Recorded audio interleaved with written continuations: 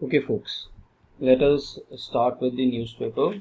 Now, in the newspaper, let's see the first page. Sorry.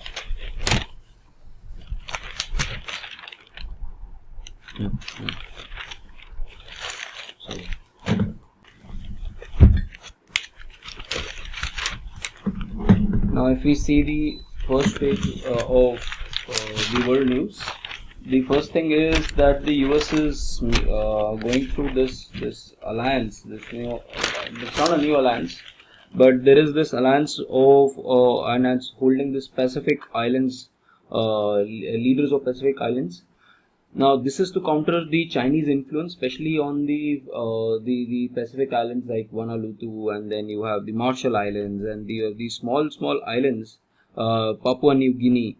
Now, they are again under the it is under the competing space with China, and therefore they've come together.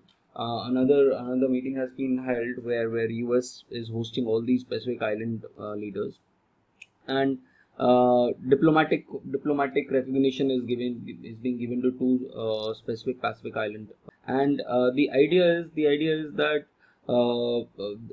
it should be focusing on first democracy, and how to use these resources, and how to apply the rules of democracy to the specific islands, in the sense that China's unilateralism should not be there.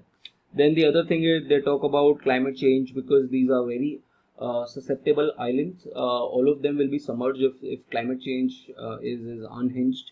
Then economic growth, sustainable development, illegal fishing, all these issues were discussed under this. But at the same point of time, the main focus is to counter China's presence in this particular area.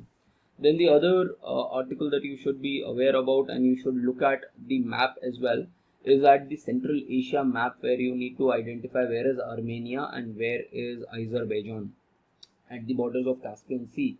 So please have a look at that, because there is this civil war, not just civil war, actually this is a war going between Armenia and Azerbaijan with respect to this region called as Nagorno and Karabakh region, which Azerbaijan says that its own area, and even the rest of the world recognizes this.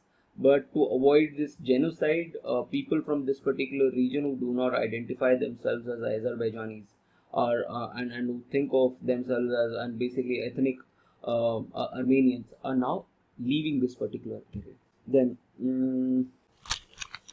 four. Then the explained page.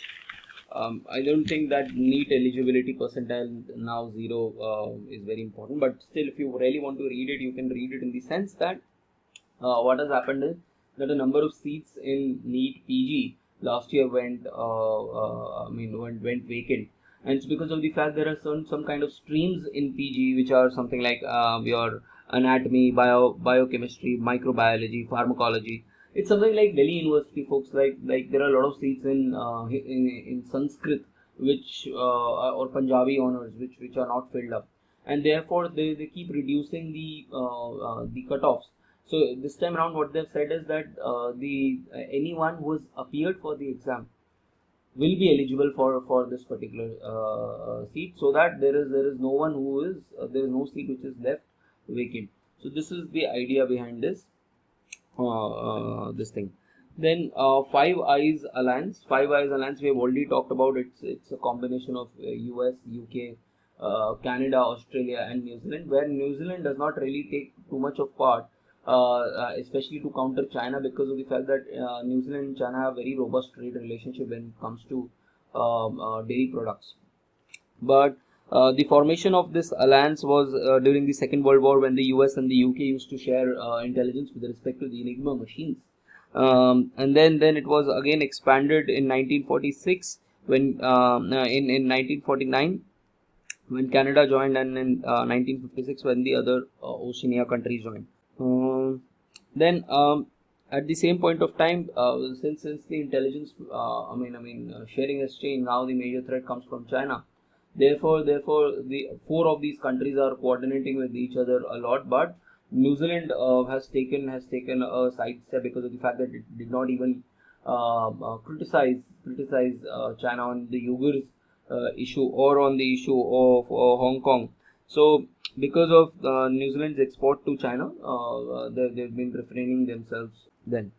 Um, September rain relief. Now, this particular article talks about the fact. Remember that we were slow to start in June. So these monsoon months, you should now remember that we were slow to start in June. We were delayed by 10 days, and there was less rainfall in June.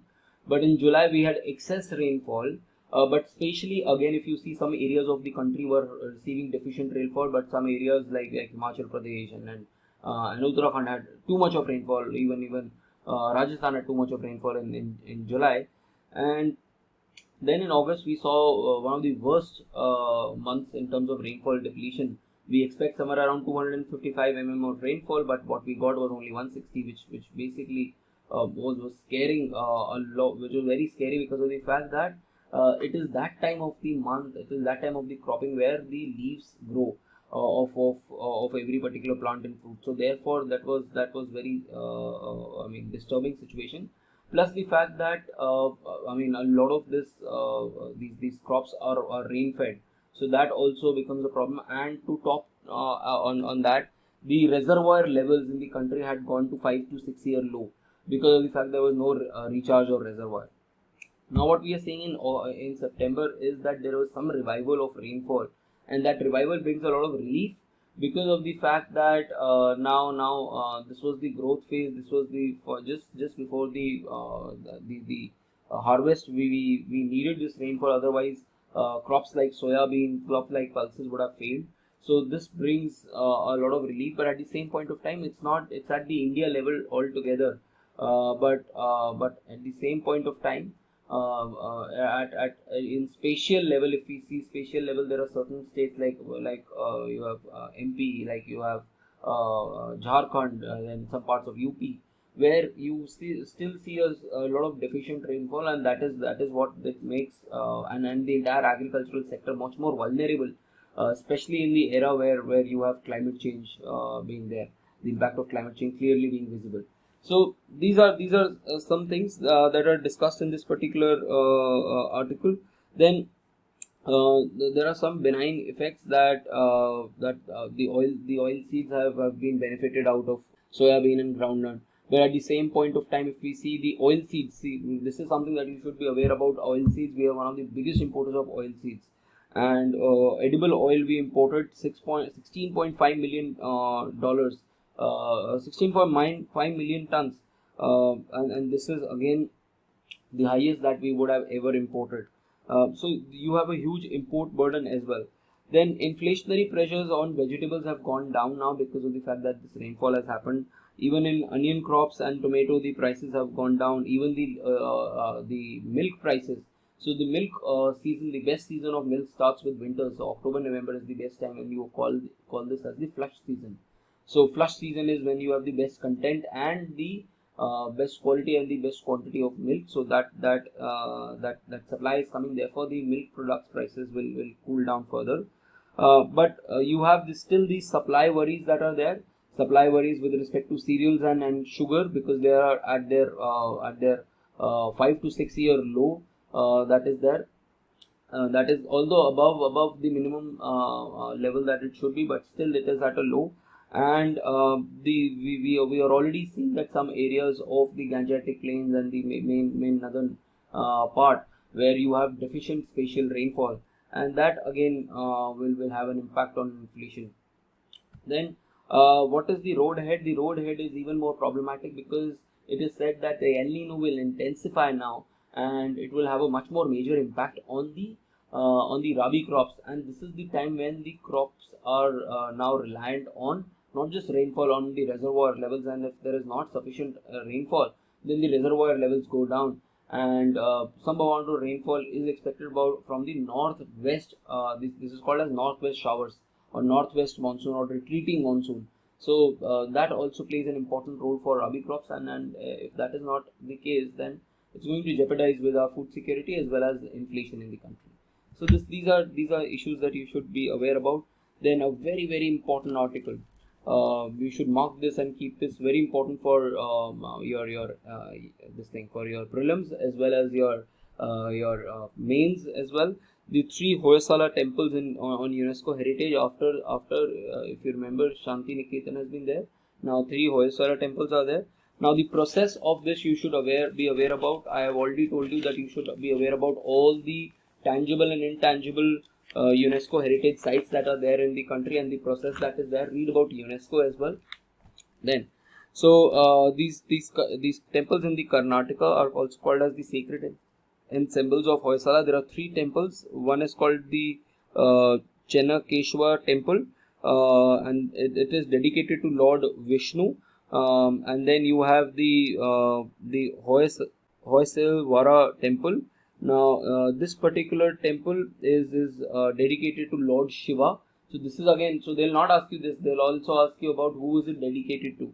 So Shiva, and then the Keshava temple in Somanathapura, which is again dedicated to it's a Vaishnava shrine, and who had made this, and this is also important, who had made this, these rulers who had developed these, you should be aware about. Now Hoysala, again this is a part of your medieval history that you should be very aware about. The Marathas, the Cholas, the Cheras, the Pandyas, all these not just their existence, also the kind of art and architecture that they have, because that is also important for your mains. So if you see, they were there from the 10th century to the 14th century, and they basically emerged out of the crumbling dynasties of the Chalukyas, the Western Chalukyas, and the Cholas. In fact, all these temples are also made on the commemoration of the expanse of Hoysalas against these adversaries that are there in the southern part. Then why is it so important? Because there are an amalgamation of all different kinds. So when you study history, art and culture, you will see these temple making types. So you have this Dravidian architecture, which is represented in the Pallava and then the Chola styles. Then you have the southern Deccan style of Chalukya and Rashtrakuta, which is also called as the Versara style, which is basically the combination of two three styles, and a kind of a variant of the Deccan style, but not exactly so. And then you have the North Indian style, which is also called as the Nagara style. So you should be aware about all these three styles and what are the differences in all these three styles. And the best way to do is look at it through maps, and maps apart from that, pictures are very important if you really want to understand this. Then now these temples are based on the star slate platforms. You can see it in the diagram as well, and dedicated to Vaishnav, Shiva, and Vishnu temple. So two of them are Vishnu temples, one of them are Shiva temples, and then what makes them so special is being mentioned. So you can read about that. But a very important news for you to follow for UPSC prelims and mains.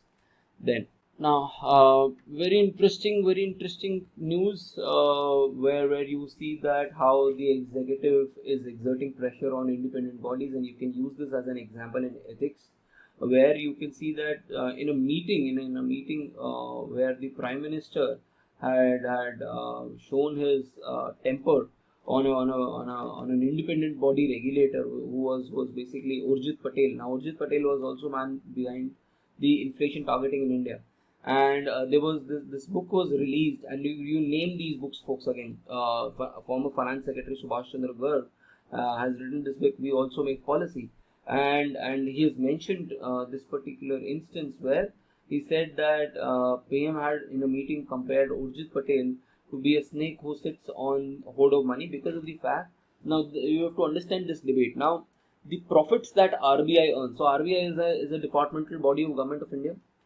under the RBI Act 1949.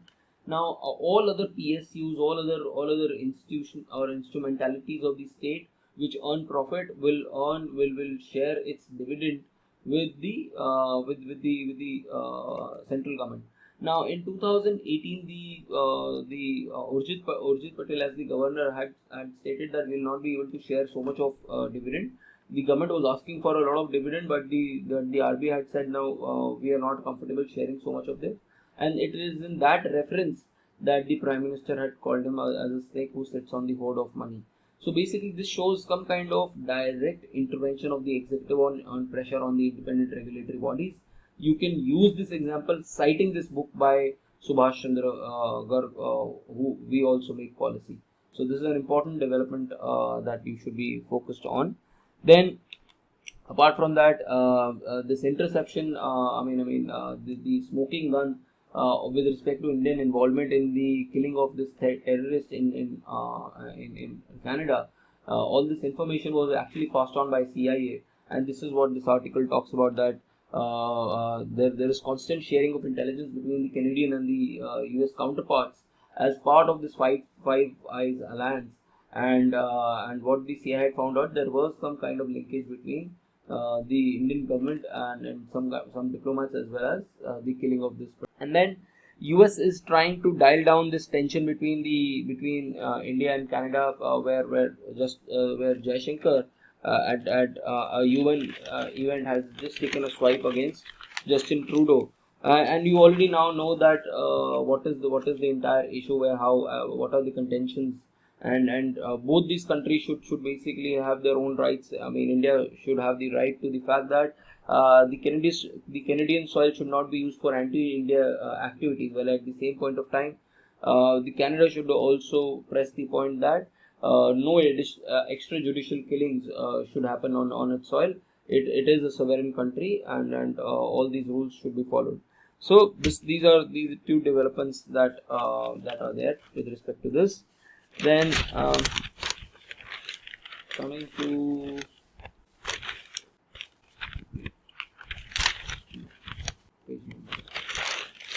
maybe you can read this as well. So read about these Vande Bharat trains with respect to short distance trains to boost connectivity. There are 34 of them that have been started, and some of them are linking these religious and tourism sites. So this is again what the government has been doing, building the infrastructure.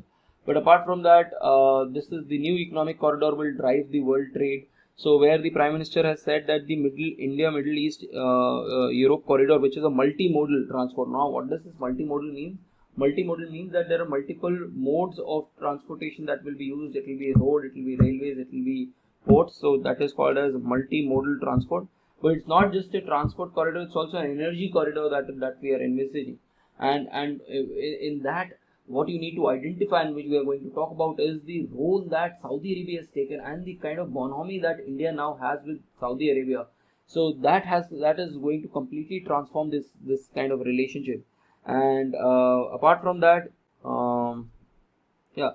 So this is one major issue that you have to cover. Then come to the editorial page, folks. The editorial page. Now, opening door. This is what I was telling you, folks, that this is a very, very important article for the Indian Economic Services as well. The interview that you are giving.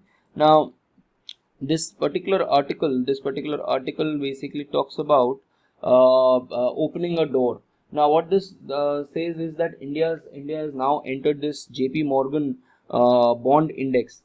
Now, India has been on the index watch positive for quite some time, and what it will lead to. So basically, think of it as basically just like your CPI. You have multiple parameters for CPI. You have food and clothing. You have miscellaneous items. You have cereals. You have fuel and housing. So you have these multiple items, and the total of that is 100 basically. So these are the areas through which we identify the inflation in the country. Similarly, when investors want to invest, at times they invest through these bond indexes. So they ultimately invest in this JP Morgan bond index, and the JP Morgan bond index basically is diversified into multiple countries. Now, what is happening is that in this index, the government of India's GSEC bonds, which is around worth $330 billion worth market, that is now going to get a portion of these of this bond. So, and we are going to get a representation of 10%. Just like in inflation, you have food items which have a weight of say 45%. Here, the weightage of Indian G6 will be around 10%. It will start from June and it will end in next year's I think March or April. Every month you will have 1% increase. So by 2025, if I want to invest, so I am a foreign investor and I am investing in JP Morgan's bond index. I give them 100 rupees. Of the 100 rupees that I've given to this particular bond index, 10 rupees is automatically flowing to basically buy the government of India bonds. So what is happening? The demand for government of India bonds is going to increase, and if the demand is increasing, the price of government of India bonds is going to increase, and there is an inverse relationship between price and interest rates. So interest rates in the market for these bonds will go down because there is more amount of money that is going to come. If there is more amount of money, what will happen? The interest rates are going to go down, which is again going to help all the other sectors in the economy, because if the interest rates go down, then the investment picks up. The other thing is, right now banks are buying these government bonds. Someone has to buy these government bonds to basically spend for the government to spend. Now, if the international players are buying this, that means it frees the domestic banks from buying these bonds, and therefore it releases more amount of money for the private sector. This is another development that I told you. Then it is also going to have a signaling impact. The direct impact is around $30 billion, which is of passive funds, but active funds will also come. So passive funds is basically, I am investing. I'm not interested in directly investing in India. I am investing in JP bond, and therefore from JP bond I am getting $10 billion or $30 billion. That is called as passive bond income, that the passive bond money that we are getting. But there is also going to be active, because of the fact that India has become much more attractive. People will also be thinking of, let me directly buy some Indian bonds, and that is again going to help in terms of 10 to 15 billion dollars. So overall, Indian government or Indian markets will earn around will get an investment around 40 to 45 billion dollars. Again, if you get more dollars, then what will happen? The currency will also appreciate. But at the same point of time, as I told you yesterday, that it's going to put a spotlight on India's head, that how are you managing your monetary and fiscal policy, and it will make India much more vulnerable for the impact of its domestic policy will be seen on this. In fact, the impact of international markets will also be seen in India's bond market. So all these are the issues that you need to be aware about when you. Then climate abdication is basically the double standards of developed countries, where they accede to someone, they say something on the global platforms, and domestically they do something else. For example, Rishi Sunak had talked about the fact before that Boris Johnson had said that by 2030 we'll replace these petrol and diesel cars with EV cars. But now, under domestic pressures, now Rishi Sunak has said that we are going to increase it to 2035, but still we'll be able to meet the 2050 benchmark of carbon neutrality. So this is basically this part where these developed countries are backtracking on their commitments that they have done at the UN scale. And you should also remember, I was surprised that this question was not asked this year, that the Paris Agreement's global stocktake process (GST) evaluates that the current pact targets that are there will not be met, because of the fact that we'll emit 20 billion tons more of carbon dioxide than what is required to keep the temperature at 1.5 degrees. So we are already crossing that limit. Then the next article is not just oil. Now this is what I was saying, that there's a game changer between India and Saudi Arabia relationship. MBS. MBS is basically Mohammed bin Salman, who is the Crown Prince of Saudi Arabia, and he has recently concluded his second state visit to India. And there are a number of agreements that we have signed on a number of areas. Now, traditionally, India and Saudi Arabia had enjoyed some kind of relationship with respect to import of oil, and Saudi Arabia has also helped India to set up its major refinery factory in Jamnagar. But apart from that, India has a huge representation in Saudi Arabia in terms of expats, especially people from the lower income group who work there as labor, manual labor, and other kinds of labor, and then they send money back to India. So this is also where Saudi Arabia is very important. Saudi Arabia is also very important because of its religious importance for Indian Muslims. So this was the traditional relationship, but now what we are seeing is because of this new India, Europe, Middle East corridor that is being envisaged, Saudi Arabia has become the fulcrum of all of this, because it's going to link India to Israel and then to the European countries through multimodal ways. So that is where it becomes very important. And then apart from that, through its sovereign wealth fund, they are also investing in India, in the fintech city in Gujarat. But IMEC is the real game changer here, where global supply chains will be rekindled and retransformed, just as the way that Portuguese found the way of towards India through Cape of Good Hope. So this is the impact that this is going to have. Then this article, the inclusion test, is a very simple one. There is apparently no new thing that is being mentioned. But another couple of things, that the first time that women reservation was talked about was in 1984, 1980 to 84, by Pramila Dandawate, a MP from Mumbai, who had mentioned it as a private member bill. Now, this talks about the fact that how the global average for women representation is 26.5%, where in India we are languishing somewhere around 14% in Lok Sabha, and overall we have around I think 100 odd members, from 102 members in the Indian Parliament who are women. But not just that, we also have to see the representation at the cabinet level, that how many women are there in the cabinet, and that is also very low.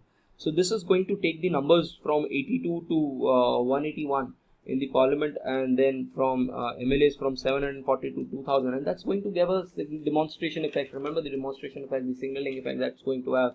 And this is not going to be implemented now, it's going to be implemented by 2029. And it will empower women, because it cuts down on all this patriarchy that is there. So that is the kind of signaling impact. And the studies have also shown that women legislators tend to be more accountable, responsible, honest, and collaborative than their male counterparts. So that is again a humane side of women leadership that we are going to get exposed to.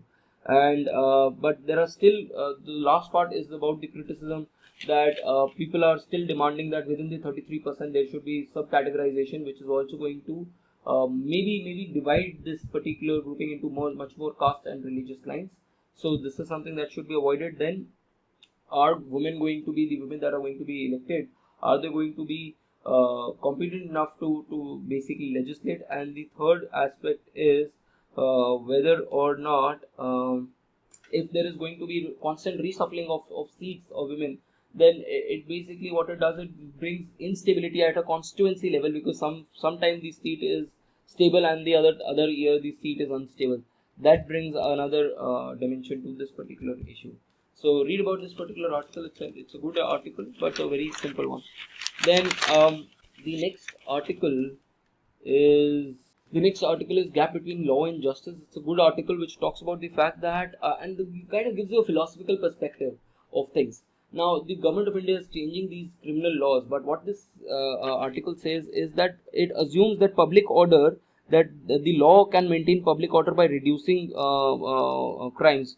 So it shows that law will have a impact on the society. But what it says is that a crime is not just an individual responsibility. So we have what is called as, in the criminal law system, what we have is universal individualism, that I alone am responsible for my actions. But this is not the case. My overall society, the environment that I'm living in, the society that I'm living in, the family values that I'm living in, all of these things do interact with my personality. And in general, what this is talking about is that the society as a whole is responsible if the crime is there. So therefore, we can't just say that law, if you have good laws, then the crime will come down.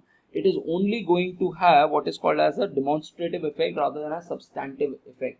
So that is, and in fact, what we've seen in other countries and in case of India is that the more stringent a law is, the more vulnerable the poor section becomes, because that is the section that is going to face the maximum brunt of the law.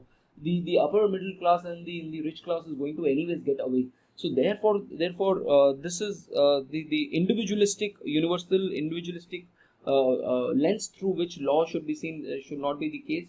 We should see law in a broader perspective in terms of the society and what needs to be changed in the society to bring down these crimes. So this is an important development. So we need to change how our police works, how our investigative agencies work, how our other things in the entire criminal justice machinery works, to basically reimagine on how to reduce these crimes. Yeah. So read about this. Then come to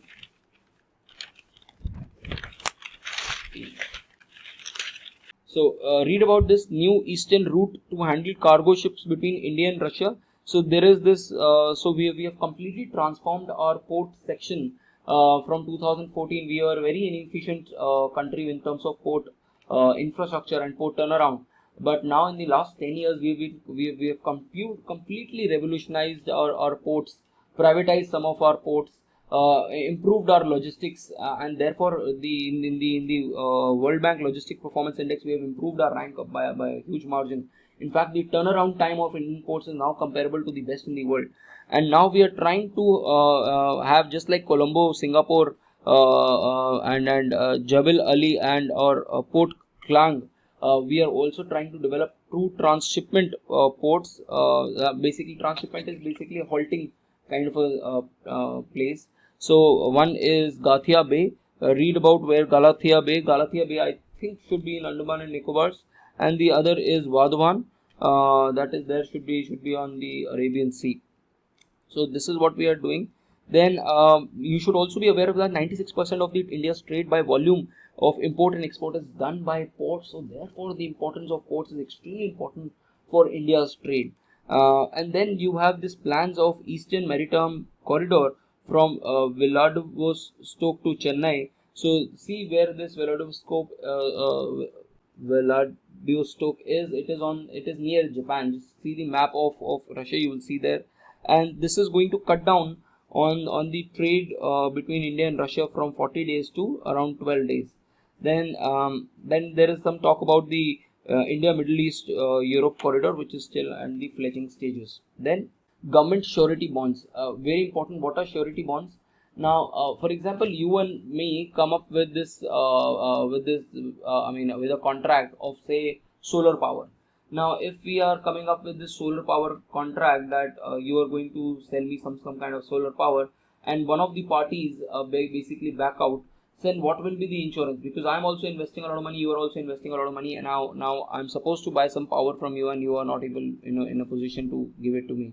Then what does this does is that surety bonds are type of an insurance protecting parties involved in a contract or a transaction from potential financial losses due to breach of contract. Breach of contract is basically that someone is not basically saying that I will fulfill my contract, and therefore the insurance provider provides a guarantee for a premium. So suppose there is a third person who says that I will guarantee this transaction and I will charge a premium from you guys for just in case if this fails. So I'm going to insure, just like fire insurance is there. So this is there.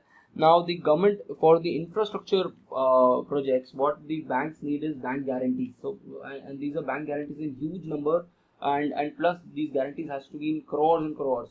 So instead of using bank guarantees, what this surety bond will do is that these infrastructure companies will use these surety bonds to basically come up with these insurance to come up with these infrastructure projects. And just in case if the project fails, then this insurance companies will have to pay for this. Now the idea is, where will this insurance companies get money from? That is another technical issue that is there. It also needs refinancing. For example, I am giving you an insurance. Now I need some funds, so I should be also able to sell this insurance to someone else as well, and then get this money. So this is called as reinsurance.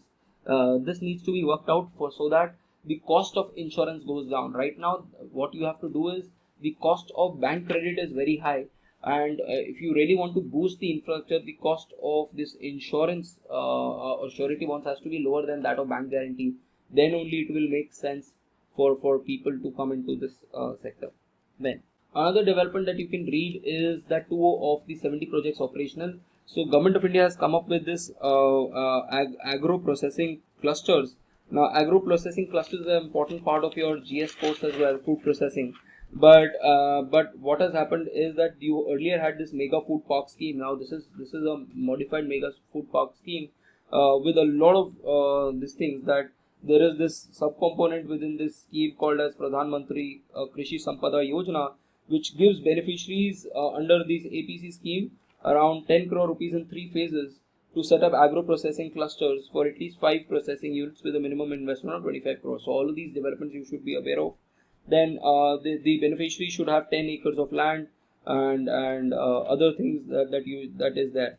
But at the same point of time, there has been a very poor response with respect to this. In fact, this kind of article also accuses that the CM of Assam and his wife are also might be implicated in this particular issue, where they're used fallow land, they have bought fallow land and use them and are showing it as agro processing clusters. So this is another article that you should have followed. Now with this we have completed yesterday's newspaper. Now we'll meet tomorrow, folks. Tomorrow we are going to meet in the morning, since my lecture at Ashoka University is now shifted to Thursday. So Thursday we might not have a morning session, we'll have an afternoon or an evening session. But tomorrow we are going to have a regular session at 5 a.m. folks. I'm going to push it to 5 a.m.